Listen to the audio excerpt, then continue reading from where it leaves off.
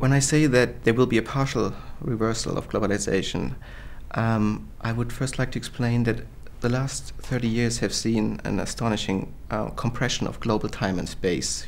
We could speak of the global chronotope in this sense. And due to technologies, most importantly the internet, but also transport, for example, aircrafts and many other things, there was a compression of the global chronotope in the sense that every information on this planet is being communicated almost without delay to every place on this planet.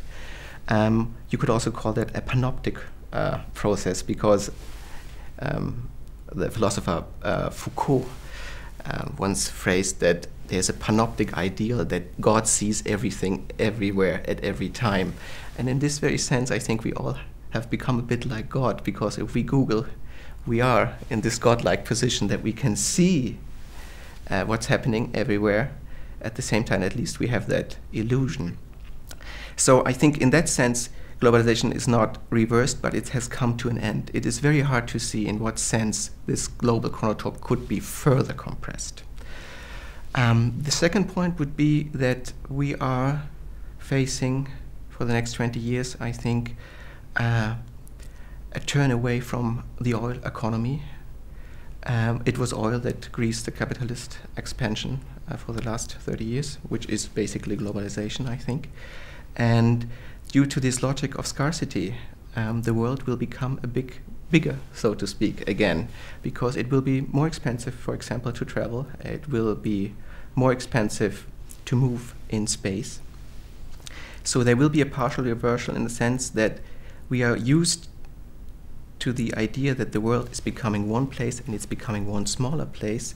And I think we will see a partial reversal of that due to the logic of scarcity that has to do with the lack of resources, especially oil.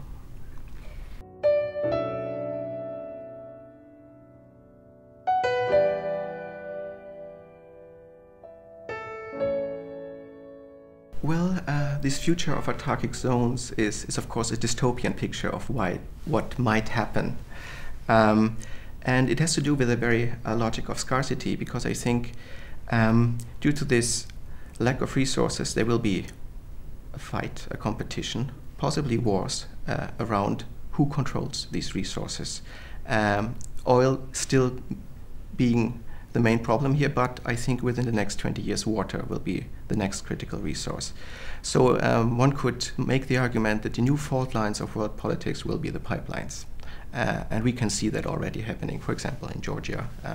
We will see that in other places in Asia very soon, which is in a sense very good news for Europe, because these fault lines will not be very close to us, I would assume. On the other hand, it will pose a big problem to Europe in the sense that we are not, as a continent, very rich in these resources. So we will have to find strategic partners, possibly by inclusion in the EU, that have these resources, and the main actors here would be clearly Russia on the one hand and Turkey on the other. Both are very problematic candidates when we think of a European identity.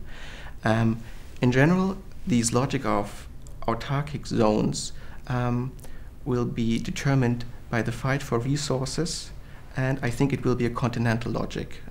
I think every continent will try to ensure that it's protecting the resources that it has with military power, and also with kind of alliances. I would think of North and South America, for example, that would create a kind of new world order which is multipolar in the sense that the continents, as we know them from old age, will be the different poles of this world order.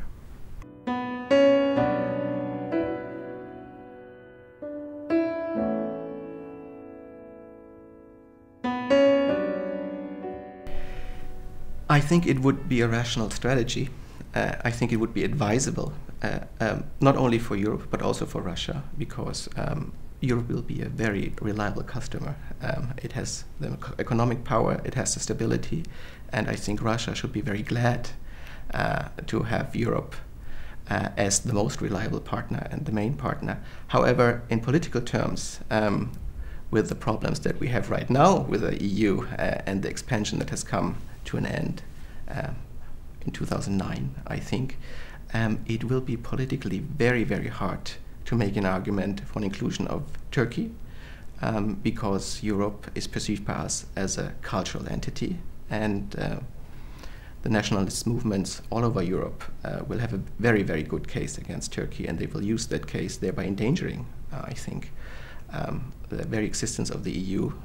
And Russia is, for the last, I guess, 1,000 years, you could say, the best known enemy to the European mind. So there is not only an eminent political fear, but also a cultural fear. We all know the stereotype of the Russia and the cold and the inhumanity there. So again, I think in cultural terms, it will be very, very hard from a European standpoint to make an argument for Russia. So one can hope that the economic realities will prevail. I don't think that will happen, though.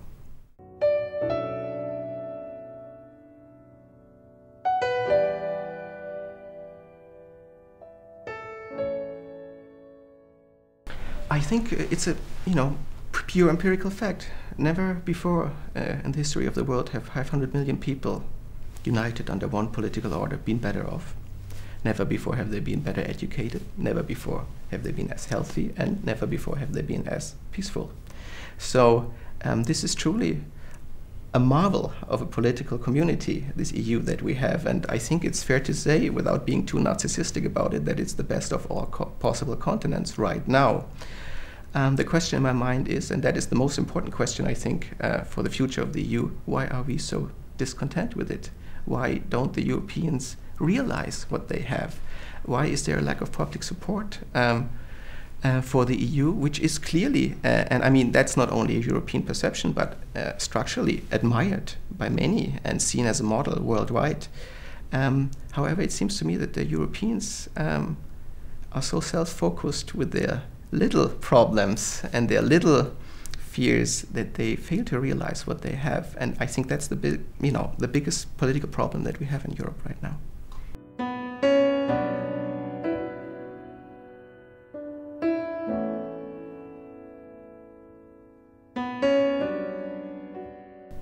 I think it would have to be a reactive vision, and I think experience shows that reactive visions are an awfully hard sell on the political market.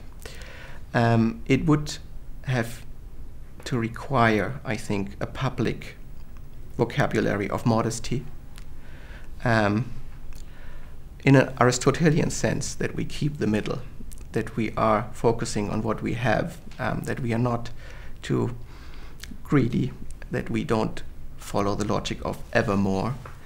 All these things that, again, we have been used to for the last 30 years, which have been very good years. So it will be very hard to change this habit. It will be very hard to make a public point that will make people accept that this is not going to last, and we should be very happy indeed if we will manage to remain at the status quo in 2030, that we will keep this quality of living in 2030. So the viable vision would be a reactive vision, and the reactive vision is politically, again, very, very hard to sell.